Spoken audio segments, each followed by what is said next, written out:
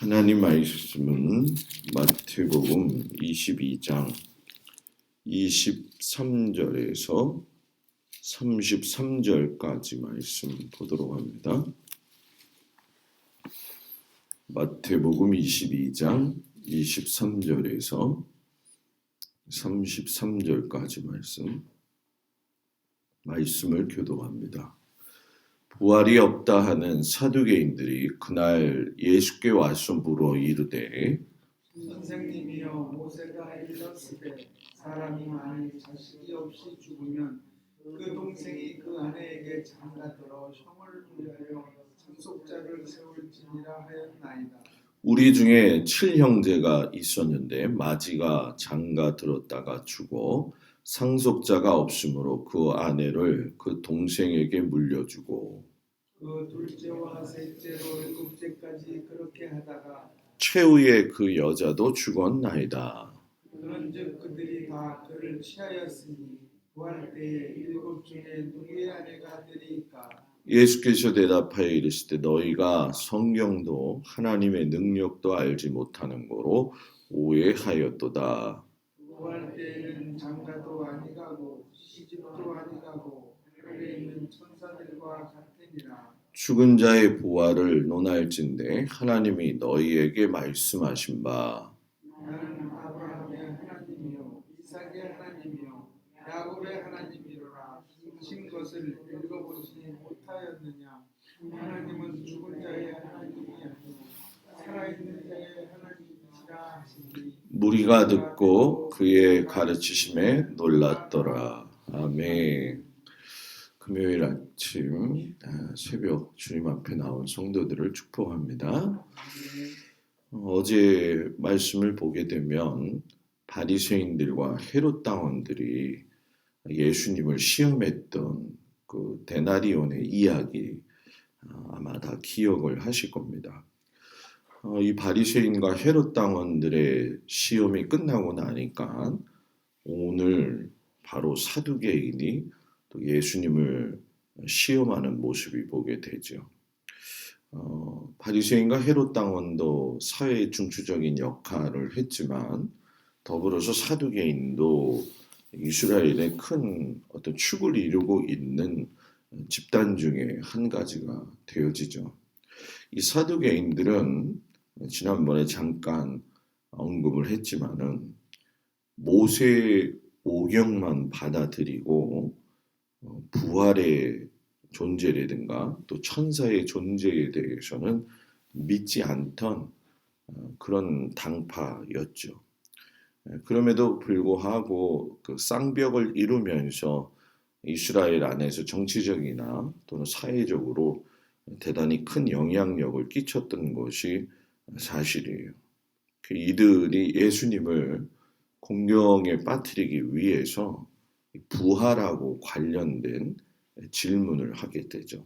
어제도 그렇지만 서로의 이익을 위해서는 예수님을 공격하는 일에 있어서만큼은 가차없이 행하는 그들의 모습 속에서 대단히 이기적이고 악한 그런 마음의 태도를 우리가 보게 됩니다.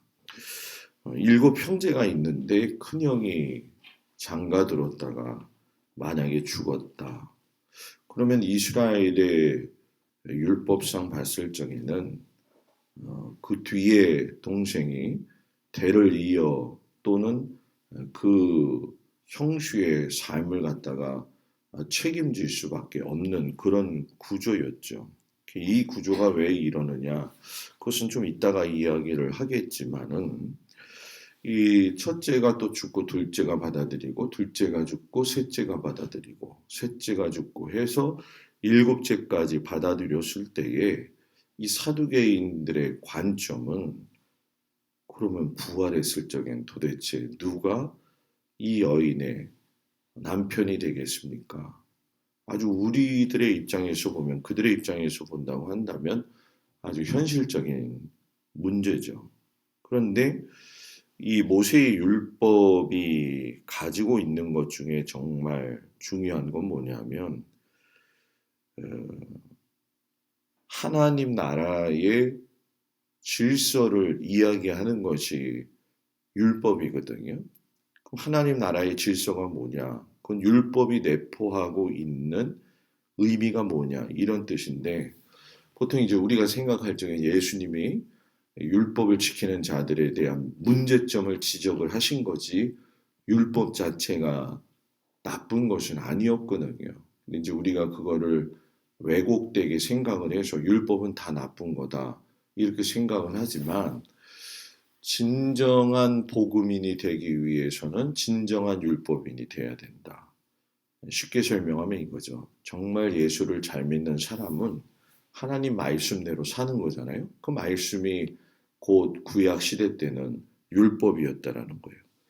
그 율법의 정신을 보게 되면 하나님께서 서로 사랑하는 걸 대단히 강조하셔요. 이거는 구약 성경의 핵심입니다. 하나님 사랑하니 내 이웃 사랑해라 그러면 이게 구약 율법이거든요. 그 이웃 사랑에 포함된 게 뭐냐면 약한 형제를 돌보라는 얘기예요.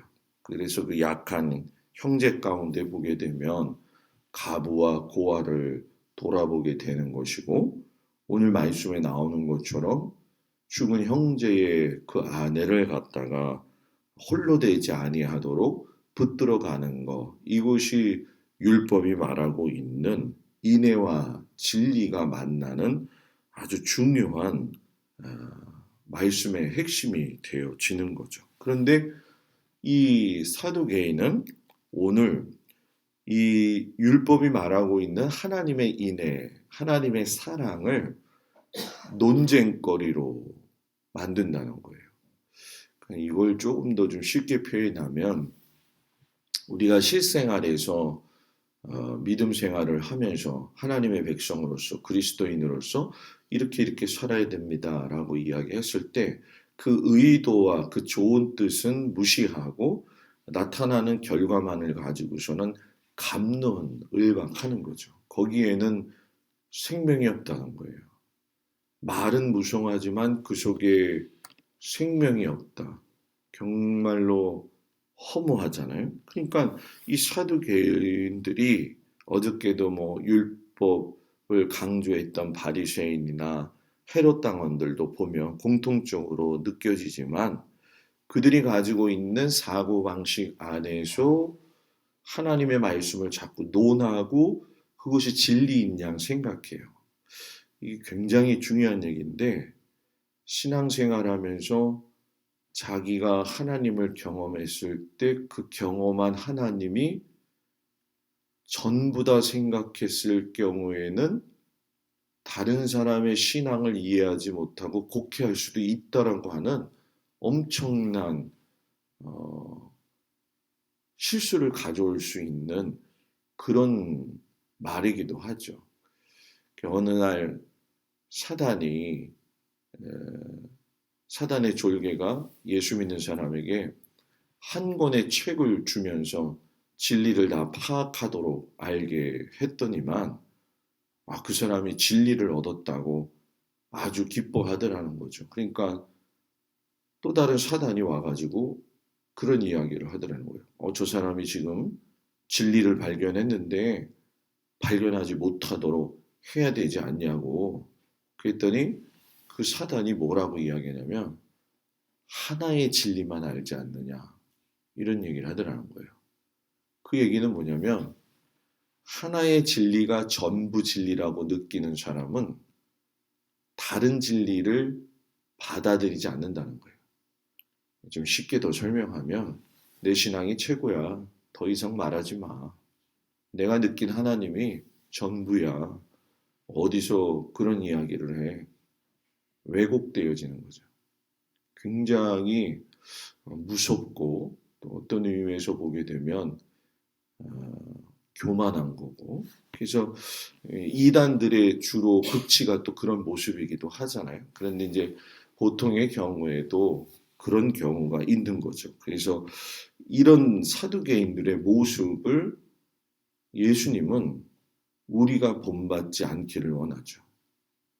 다양한 하나님의 임재하심, 다양한 하나님의 우리를 향한 구속의 사랑, 너무나도 높고 너무나도 넓고 너무나도 깊어서 우리가 하나 알면 또 알고, 그래서 하나님의 말씀이 꿀송이처럼 달다는 얘기는 매일 먹었던 말씀이지만 그 속에서 새롭게 발견되어지는 큰 은혜가 있다라는 얘기예요.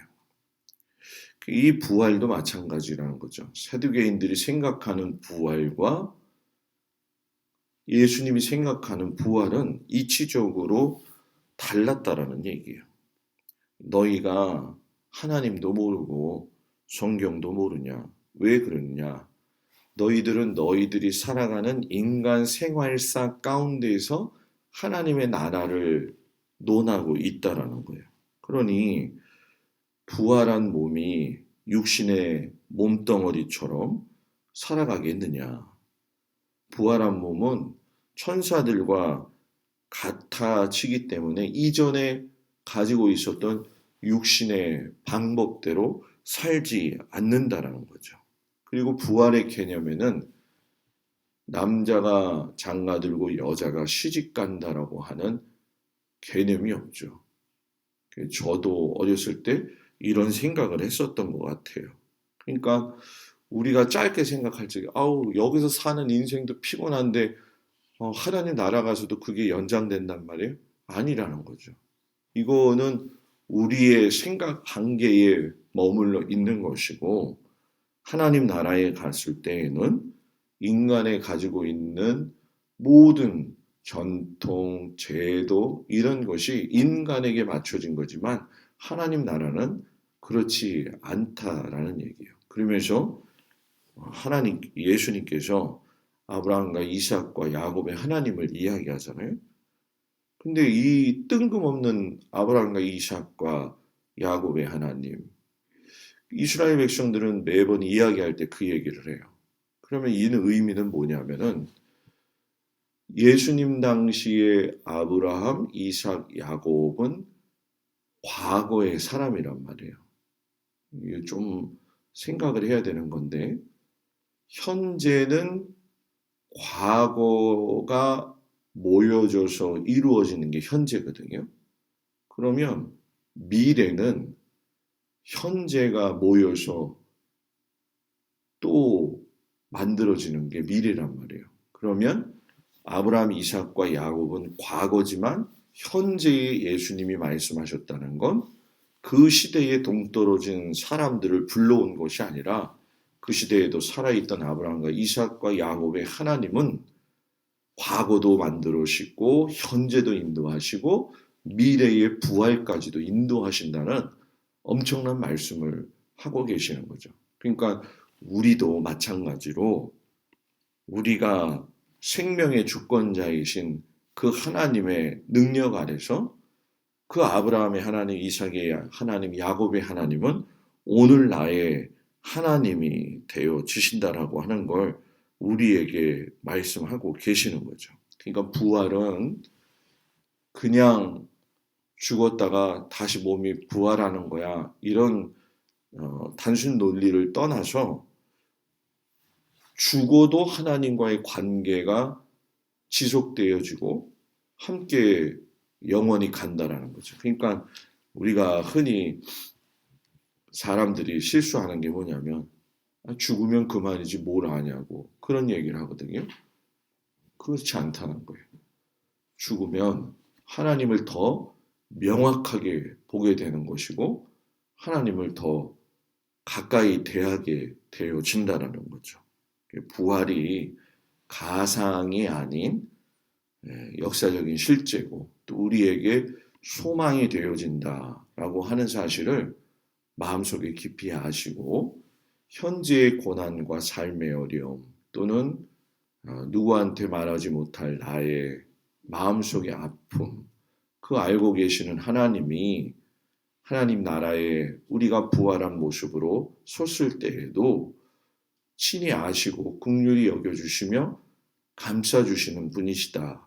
그 부활은 멀리 떨어진 것이 아니라 현세에도 경험할 수 있는 하나님의 놀라운 능력이다. 라고 하는 걸 마음속에 깊이 새기시고 소망 가운데서 우리가 믿음을 잘 가지며 하나님을 따라갈 수 있는 우리 모두가 되기를 주의 이름으로 축복을 드립니다. 기도하겠습니다. 하나님, 부활이 우리에게 놀라운 진리임에도 불구하고 하나의 이론으로 생각할 때가 많이 있습니다. 하나님, 신앙은 이론이 아니라 살아있는 하나님의 생명의 말씀을 경험하는 것입니다. 사두개인들의 한계를 보면서 인간이 가진 한계를 보게 됩니다. 우리의 한계 속에서 하나님을 규정하지 말고 하나님을 바라보면서 그 능력을 의심하지 않는 우리 모두가 되어질 수 있도록 인도하여 주시옵소서. 현세에 당하는 고난과 아픔과 슬픔을 다 주님이 기억하시고 그날에 갚아주시는 그 은혜를 사모하면서 이때의 어려움을 믿음으로 잘 이겨나갈 수 있는 저희들이 되어지도록 함께하여 주옵소서. 삶의 현장을 하나님께서 지켜주시고 모든 일터를 주님 붙들어 주시며 자녀들을 복되게 하시고 성도들을 강건케 하여 주시기를 간절히 예수님의 이름으로 기도드렸습니다. 아멘. 하늘에 계신 우리 아버지여, 이름이 거룩히 여김을 받으시오며 나라의 마옵시며 뜻이 하늘에서 이루어진 것 같이 땅에서도 이루어지이다.